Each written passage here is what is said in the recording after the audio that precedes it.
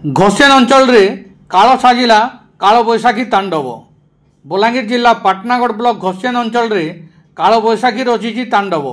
कालबैशाखी प्रभाव रे पवन सांगक कुआपथर वर्षा होइतिबा बेले गछ उपुड़ी पड़िथिला।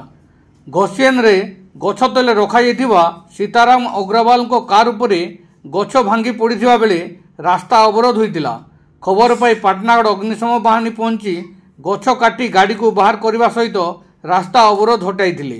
सेहीपरि कुआपथर वर्षा रे खरादिनिया धान फसल को क्षति पहुंचाई।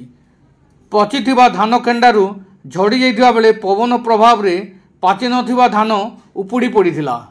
पाटनागढ़ मिर्चा न्यूज टीम ब्यूरो।